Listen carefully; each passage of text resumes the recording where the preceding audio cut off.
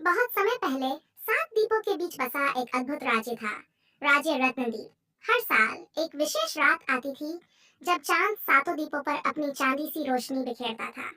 उसी रात रत्नद्वीप की सबसे सुंदर और प्यारी राजकुमारी अन्वी कुछ अजीब सी बेचैनी महसूस करती थी। वो रात भी कुछ अलग थी। महल के ऊंचे स्तंभों से झांकते हुए अन्वी ने दूर समुद्र की ओर देखा, जहां अंधेरे के बीच कोई अदृश्य ताकत उसे पुकार रही थी।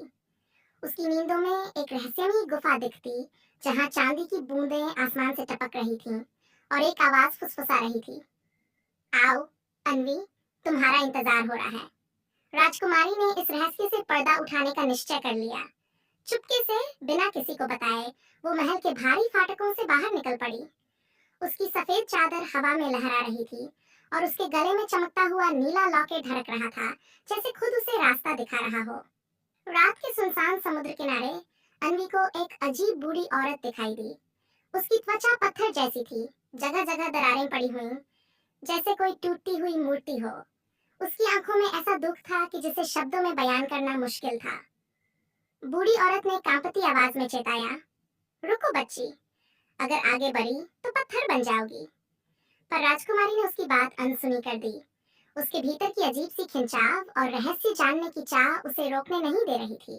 अंततः वह समुद्र के पार उस गुफा तक पहुंची। गुफा का दरवाजा अपने आप खुला। अंदर से एक हल्की चांदी जैसी रोशनी निकल रही थी। जैसे ही अन्वी ने भीतर कदम रखा, उसने अपने हाथ पर हल्की जलन सी महसूस की।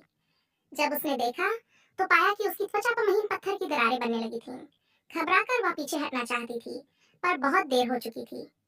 गुफा का जादू उसे जकड़ चुका था। राजकुमारी ने एक आखिरी चीख मारी, बचाओ! लेकिन उसकी आवाज गुफा की दीवारों से टकराकर लौट आई। पल भर में उसकी पूरी देह ठंडी और कठोर हो गई। वो अब जीवित इंसान नहीं, बल्कि चांदी की चमकती हुई एक पत्थर की मूर्त बन चुकी थी, गुफा के बीचों बीच खड़ी, हमेशा के लिए समय में कैद। गुफा के चारों ओर हवा सिसक रही थी, जैसे सारा संसार उसकी किस्मत पर शोक मना रहा हो। नेक्स्ट पार्ट के लिए वीडियो को लाइक, चैनल को सब्सक्राइब और नोटिफिकेशन को ऑन करें।